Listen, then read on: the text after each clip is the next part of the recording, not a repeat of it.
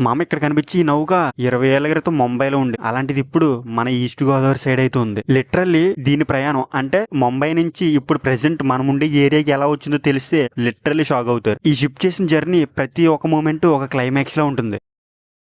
Hi hello మావాస్, అసలు late లేకుండా ఈ షిప్ హిస్టరీ అయితే తెలుసుకుందాం. ఒక మాటలో చెప్పి మామ, ఈ షిప్ ని ఎలా చూస్తుంటే దీని మినిమం బడ్జెట్ ఎంత ఉంటుందో. టు బి ఫ్రాంక్, ఈ షిప్ ని ఇక్కడికి ఎవరు తీసుకురాలేదు. అండ్ ఇది రిపేర్ కో ఆర్ స్క్రాప్ కోసం అని కూడా తీసుకురాలేదు. ఇది జస్ట్ ఇదంతటి ఇదే దారి తప్పిపోయి వచ్చింది. ఈ షిప్ ని డ్రాజర్ ఆర్ బెర్జ్ అని పిలుస్తారు. ఈ షిప్ ని కోల్, శాండ్ అండ్ ఆయిల్ తీసుకురావడానికి దీన్ని అయితే యూజ్ చేస్తారంట. దీనితో పాటే సముద్రంలో కూరుకుపోయిన ప్లాస్టిక్ ని కూడా తీసుకురావడానికి యూజ్ చేస్తారు. మరి ముంబైలో ఉండాల్సింది యానంకి ఎలా వచ్చింది అన్నదే కదా. దీని స్టోరీ ఇప్పుడు కాదు మామ, 90s లోనే స్టార్ట్ అయింది. 2000 సంవత్సరంలో వచ్చిన తుఫాన్ వల్ల ప్రెసెంట్ ఈ షిప్ ఇక్కడ ఉంది. ముంబై నుంచి వేరే చోటకి తీసుకెళ్తుంటే ఎగ్జాక్ట్ గా కాకినాడ అండ్ యానంకి దగ్గరలో వచ్చినప్పుడు సముద్రంలో పెద్ద తుఫాన్ అయితే స్టార్ట్ అయింది. అదే టైంలో ఈ షిప్ కంట్రోల్ తప్పడంతో 100 కిలోమీటర్లు కొట్టుకుంటూ ఇలా మన సైడ్ అయితే వచ్చేసిందండి. గోదావరి మరియు సముద్రం మీట్ అయ్యే యానంలోకి వచ్చి పడింది. ఈ షిప్ ఇక్కడికి వచ్చి దాదాపుగా 25 ఇయర్స్ అయితే అవుతుంది. దీన్ని మళ్ళీ సముద్రంలోకి తీసుకువెళ్దామని ట్రై చేశారు. బట్ అది చాలా ఖర్చుతో కూడుకున్న పని అని అప్పటి నుంచి ఇప్పటి వరకు ఎవరూ దీన్ని టచ్ కూడా చేయలేదు.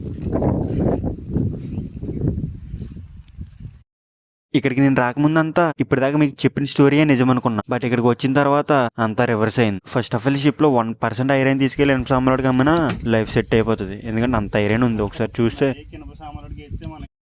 ఇప్పుడు ఈ హోల్ కనబడుతుంది కదా, ఇది ఈ షిప్ లోపలికి వెళ్ళడానికి ఇంకొక వే ఉంటుంది. బట్ మాకైతే ఇదే కనిపించింది. లోపలికి వెళ్ళడానికి ట్రై చేసాం. బట్ ఎందుకులే రిస్క్ అని చెప్పేసి ఇక్కడ ఆగిపోయాం. మా ఊడండి కదా, ఆడ ఎలాగనే లోపలికి వెళ్తాడు, వెళ్ళాడు.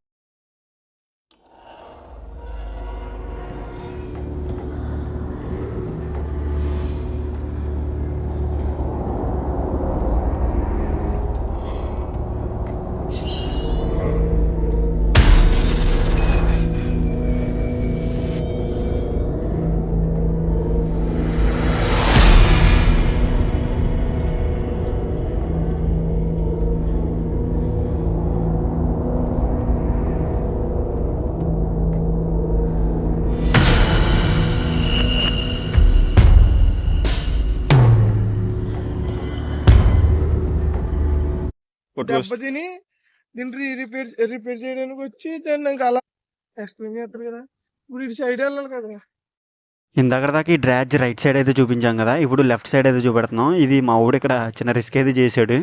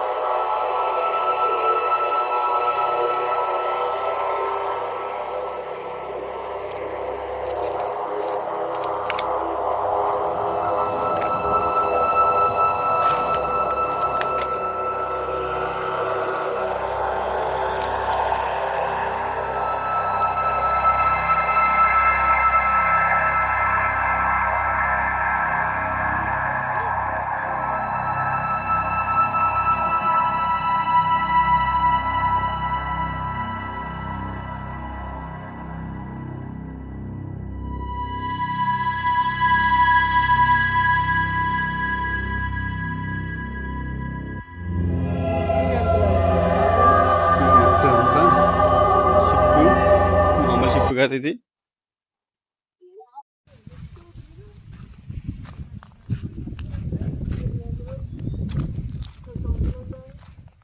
ముంబై ఇది ఏమన్నా లోడ్ షిప్ మామూలుగా దేనికి యూజ్ చేసి షిప్ ఇది రిలయన్స్ వల్ల అంటే ఆయిల్ ఎక్స్పోర్టింగ్ దానికోసం రాజమండ్రి రాడ్ తోలుకున్నారు. వాళ్ళు పని అయిపోయింది, పోయారు అంతే. వాళ్ళే వదిలేసి పోయారు. ఇంకా మీరు కాపలేదు దీనికి. వాళ్ళే కంపెనీ వస్తుంది. ఈ షిప్ ఇక్కడికి సముద్రంలోనో లేకపోతే ఏదో తుఫాన్ కారణం వల్ల ఇక్కడికి వచ్చింది కాదంట. ఇది రాజమండ్రిలో ఏదో వర్క్ చేసుకోవడానికి ముంబై నుంచి అయితే వచ్చింది. అయితే రాజమండ్రిలో వర్క్ అవ్వగానే మళ్ళీ రిటర్న్ వెళ్ళేటప్పుడు కాకినాడలో ఏదో రిపేర్ రావడం వల్ల అక్కడ రిపేర్ కోసం అని ఆపి అటు నుంచి అటు యానం తీసుకొచ్చి ఇక్కడ పెట్టారంట. సో అప్పటి నుంచి ఇది ఇలాగే ఇక్కడే ఉంది. తర్వాత దీన్ని ఎలాగైనా సేల్ కి లేకపోతే స్క్రాప్ కానీ ఇచ్చి పడేద్దామని ట్రై చేశారు. బట్ అది చాలా ఎక్స్పెన్సివ్ అని కొనడానికి ఎవరు ముందుకైతే రాలేదు. అండ్ ఇది ఇప్పుడు రిలయన్స్ వారి హ్యాండ్స్ లో అయితే ఉంది. ఇక్కడ ఈ సెక్యూరిటీ కూడా శాలరీ శాలరీ కూడా రిలయన్స్ నుంచే వస్తుంది. RX-100 లో ఒక సీన్ షూటింగ్ ఇక్కడే జరిగింది. పిల్లర సాంగ్ లో ఒక చిన్న షాట్ అయితే ఇక్కడే చేశారు. సో అప్పటి నుంచి ఇది ఒక ఫేమస్ షిప్ కింద అయిపోయింది. బట్ ఇక్కడ చుట్టుపక్కల వాళ్ళందరూ దీన్ని ఒక గోస్ట్ షిప్ అని పిలుస్తారు. దీంట్లో నేనేమైనా మిస్ఇన్ఫర్మేషన్ ఇచ్చుంటే అదేంటో కామెంట్ చేయండి. ఈ షిప్ స్పాట్ వచ్చేసి యానం టు గిరియాన్పేట వెళ్లే మధ్యలో అయితే ఉంటుంది. ఇటువంటి మరిన్ని ఇంట్రెస్టింగ్ వీడియోస్ కోసం ఇప్పుడే ఛానల్ ని సబ్స్క్రైబ్ చేసుకోండి.